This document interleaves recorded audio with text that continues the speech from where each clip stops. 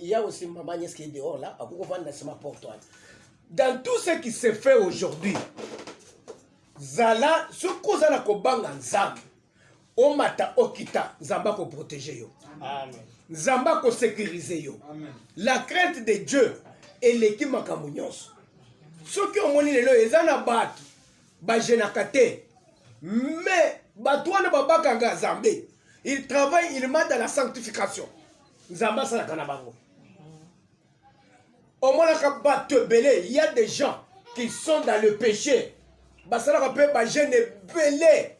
Trop de jeunes. Pourquoi? Parce qu'il y a des gens qui n'ont pas de jeunes. Après, mais celui qui ne pêche pas, il n'a pas besoin de jeûner pour chasser un esprit.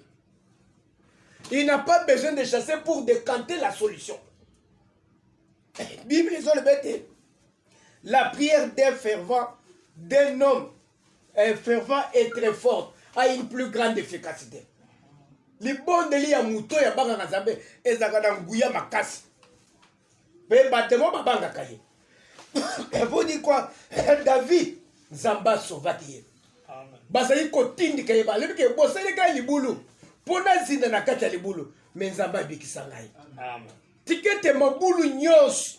Basali liboso na yo cette année okokota na katite Zamba faire sauter libulu wana. Amen. Mutu nyos azotindika yo pote yo kota na libulu Zamba sali sa yo sauter libulu ya koya na kati.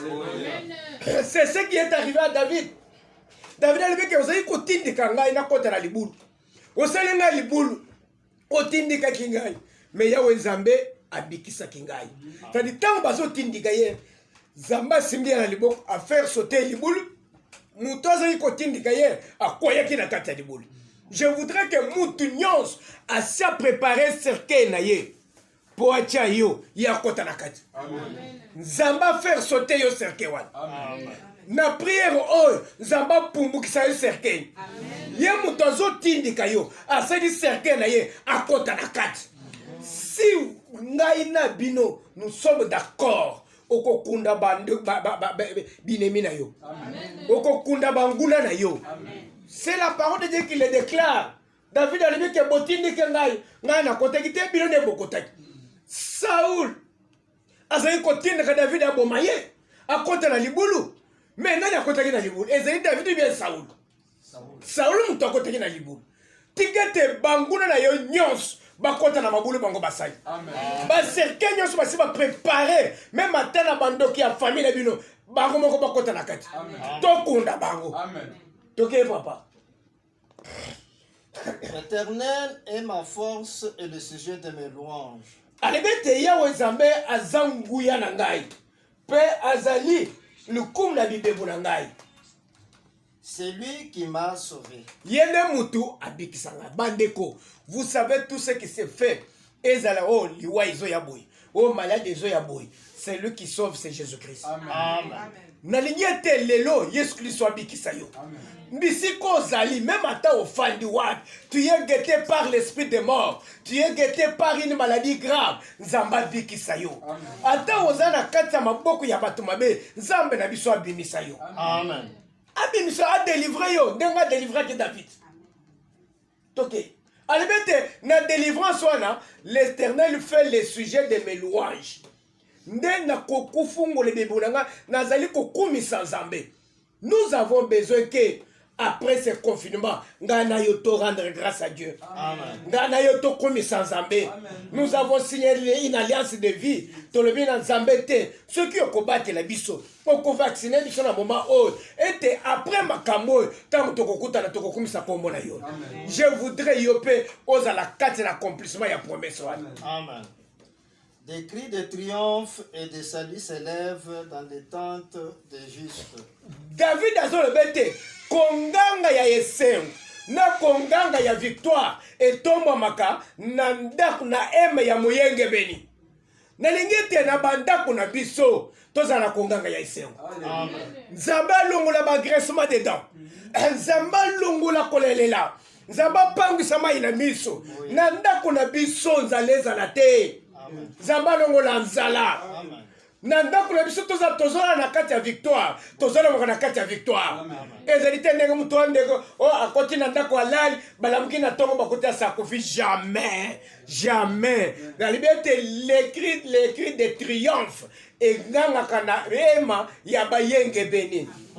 Toi qui as cru en Seigneur Jésus-Christ comme ton Seigneur et ton Sauveur, tika ete konganga ya esem ezala na ndako na yo, victoire ezala na ndako na yo, makambo ya bien ezala na ndako na yo, ke tango mutu azoya azotala libanda azomona makambo sume tango azokota na ndako na yo atrouve que réellement nazali na ndako ya musala na Nzambe, nazali na ndako ya mwana na Nzambe, akoti ali atondi abimi akumisi Nzambe, kumisi Nzambe. Eh bien, l'écrit de triomphe, elle doit demeurer dans l'attente. Il y a Mouyengeben. Il y a Mouyengeben. Nazo sambela na poko na lelo. Ete ndako na yo. Tina ndenga tokosisa mbulo. Ezala ndako ya Iseo. Esengo ezala na ndako na yo. Makambo nyonso ekanga mefunga makate. Yesu afungola yango. Que Jésus ouvre ce qui a été bloqué. Si ezaki na carte moko basi ba préparaki ete matanga ekote na ndako na yo Yesu alongola yango. Alongola yango. Oyo tozoloba nde kosalema na vie na yo, nde kosalema na ndako na yo. S'il a été arrêté ete operdre mwana na ndako Yawe Nzambe azo changer kolela ezokoma koseka. Alléluia. Toke papa. La droite de l'Éternel manifeste sa puissance. Abete loboko ya mobali ya Nzambe etalisaka nguya na ye. Tesa nguya na ye. Par la puissance de la main de l'Éternel qu'il te fasse traverser. Oyo kokayi ko katisate. Vous savez nani Moïse azoloba boy. Alobi tokumisa Nzambe. Tango bakatise ki mer rouge. Abete tokumisa Nzambe. Pourquoi? Parce que et l'autre c'est le mieux. Nan le traîner ko c'est le matin. Bolo baté que ça na ngwene bilende bo katisi mer rouge. Mais c'est par la droite de la main puissante de l'Éternel. Nebo katisi mer rouge. Vous voyez que la puissance et la droite de l'Éternel, et c'est qui a mesure, il y a qu'à faire traverser peuple d'Égypte, peuple d'Israël à travers la mer Rouge. Que cette main-là, que cette droite-là, ait fait traverser yo, ma calamité nyo se zone kamikolo. Et le comment côté est retenir yo, liwa est retenir yo te, salaire retenir yo te, maladie est retenir yo te, et que la puissante main de l'Éternel est katisayo, ma calamité nyos, et katisayo ba obstacle nyos, et nazolobeke ezolongisa yo. Lorsque les gens s'attendaient bamona liwa na yo, bamona maladie na yo, bamona papasi na yo, bazomona ozobima, ozokatisa confinement oyoyo avec victoire et les mains en l'air. C'est pourquoi nous sommes réunis. Nous sommes réunis non pour l'échec mais pour la victoire. Amen. Amen. La droite de l'Éternel est élevée. Alemete loboko na Nzambe ezaka likolo ya Nzambe etomba maka. Ezaka likolo ya esprit nyonso. Bible ezolobete Dieu est au-dessus de tous les esprits. Il n'y a aucun esprit qui koleka Nzambe. Pour dire quoi? Même à l'esprit de mort, ezaka na esprit en Nzambe. Esprit malade, ezaka na esprit en Nzambe. Ezala échec, chômage, blocage, ezaka na esprit en Nzambe. Tikete esprit en Nzambe. Otoza na ngolelo e cause nyonso ezana tendance à dominer yo. La droite de l'Éternel manifeste sa puissance. Toke papa. Je ne mourrai pas. David a dit le bête na kokufa te. Je vivrai. Ngai na kobika. Na zolo bête o nyonso bazokana wana e kosale mateli kolona yo. Biso to kokufa te. Biso to kobika. Toko tambola, toko beta masolo na kolo Yesu, toko pesa ba témoignage, dédiqué na muto ya zako kaneke amona yo na kata confinement bazo benga, oye sili total, aya na ndako na yokote kozate akoya kuti ofandi. Amen. Ozo talaye, akuti opena esengo. Nde omoni azotuna lobike olamuki, abete na lomuka ka mikolo nyonso. Alléluia. Ka mikolo nyonso. mopepe oyo emema yo te emema bana na yo te emema libota na yo te ete mopepe oyo nzambe akatisa biso ndenge akatisaki Israel ebali. Amen. Ke papa? Et je raconterai les œuvres de l'Éternel. Ngai nazali wana mpona kotatola misala ya bonzambe. Je voudrais qu'à travers la biso ba témoignage epesame. Amen. Pesame. Coronavirus etambolaki. Malgré tout ça, ekomaki na ndako na ngai te. Zamba bakilaki ngai. Zamba suka. C'est ça le témoignage. Bato bakoyebaki aza nzambe ndenge nini. Si toi tu n'as pas donné le témoignage.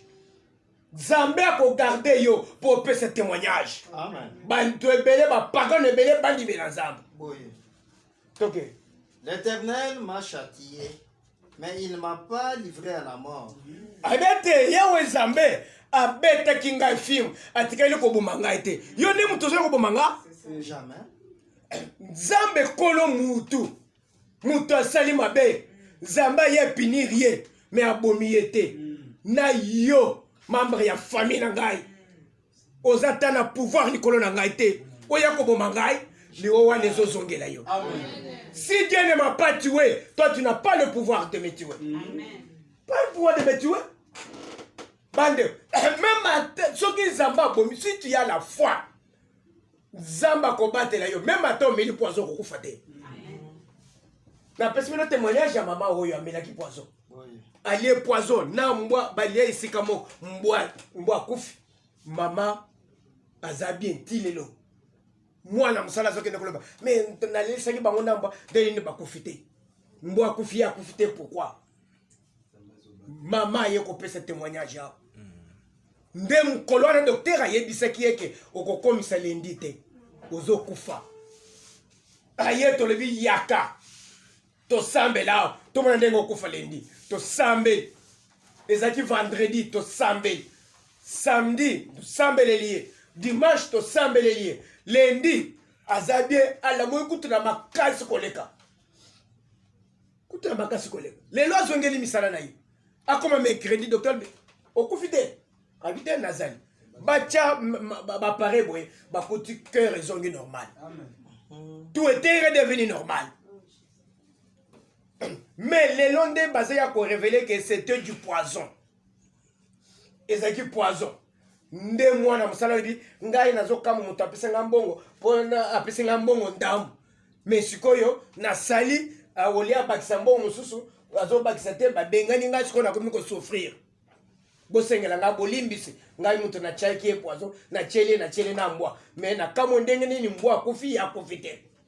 Bakopesa mbongo musupu wa nini bapesa bomo mutu ko kumambwa okoza mbongo ndenge nini même ata okeye kofuna na pake akoyebisa oke na pesa oboma mutu obomaki mutu okeye koboma mbwa na kopesa mbongo te mais atielaki bango nyonso po biloko mama aliaki nde biloko mbwa aliaki mais nzambo ya likolo abikisa ye abikisa ye. Dieu m'a châtié, il ne m'a pas tué. Mais yo nde mutozo ko bomanga? Yo yebi place muto autaka? Yo zana pouvoir ya muto na maboko na yo? C'est lui qui a le pouvoir de quelqu'un, c'est Dieu. Amen. Amen. Vina nga zamboko na zambe, ezana maboko na yo te. Ya kolobe te, batoye bakimaka ngai bakufaka. Bakufaka yo za zambe. Dieu reste Dieu. Dieu m'a châtié, il ne m'a pas tué. Alors c'est que mutu ya mokili akoboma ngai te. Amen. Magati oya zo meka zambala lisaye. Amen. Mutu na yelala na se.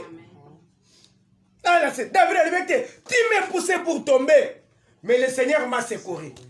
Le kola zamba secourir. Mutu azali kotinde kaye ndandini na libulu. Amen. Oya telemisi cercle na ndako na yo. Akota na cercle na yo. Oui. Kota na cercle na yo. Toke papa. Ouvre-moi les portes de la justice, j'entrerai, je louerai l'Éternel. Azana posete, ba fongole bikuke, il y a justice. Ici c'est la parole de Dieu. La parole de Dieu se fait dans l'église. Nous devons louer le Seigneur. Nous devons glorifier l'Éternel. Que les portes de l'église nous soient ouvertes. Amen. Pour entrer et glorifier le Seigneur. Yo zana nata ya kokufate. ozana taille ya kokumisa nzambe ya kosala makambo minene ozokufa banyongo ya banke ozwi ebele okotikela nani nene akotikala kofutango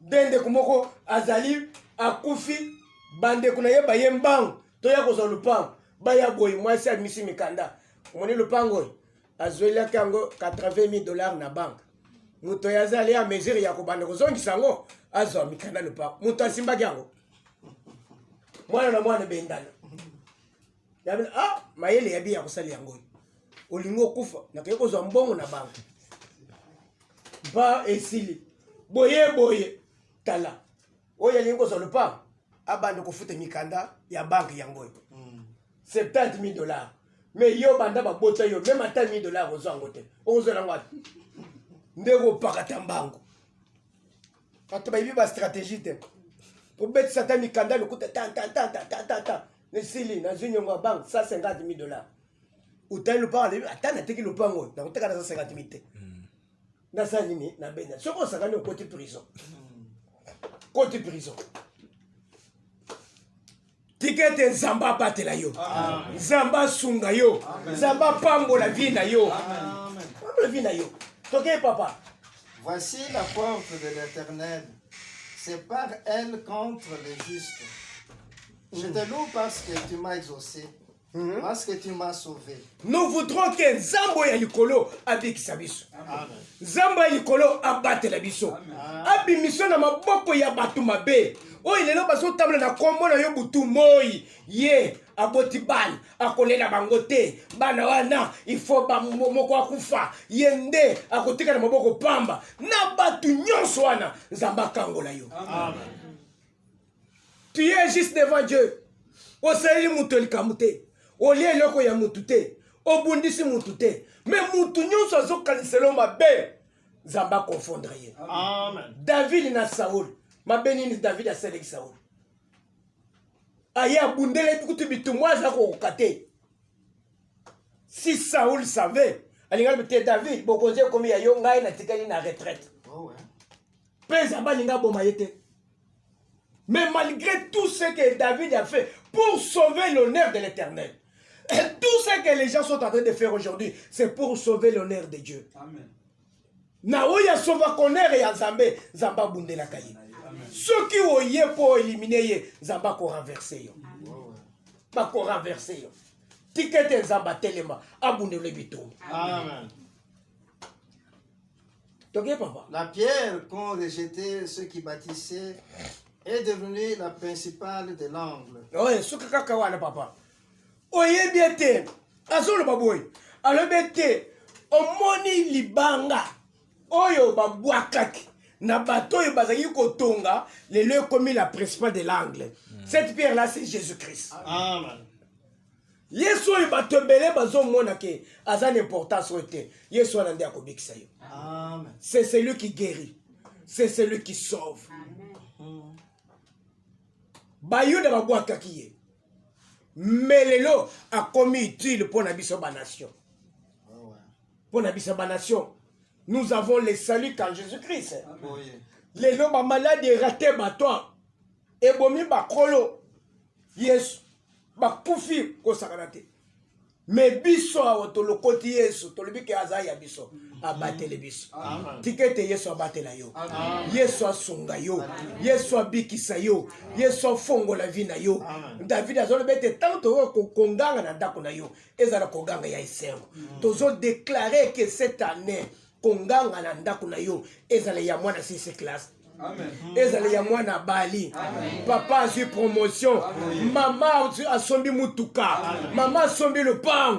Bazo mona bazo fêter, ba fongoli ba porte. Ba le bete fête ya ine zakuna. Oh, mwana 6 classe azu diplôme. Mwana zo kende poto bazo voyage, bazo sala, moi réception pona kolakana. C'est ça ce que nous voulons cette année. Et te suki konganga ya matin, ezele pas ba voisin. konganga oyo ya tobongisi ezala ndako na yo te ya échec ezala ndako na yo te ya liwa ezala na ndako na yo te. C'est ce que nous sommes en train de prier. Nous allons signer une alliance de vie avec l'Éternel jusqu'à la fin de cette année. Na kombo na koloskiso. Amen. Kikisa mutu na yo tozo pambola Nzambe oyo abandi na biso. Nzambo ya zosukisa na biso. Nzambo na kuma mape asanzolama. Tosambele na kombo na Yesu.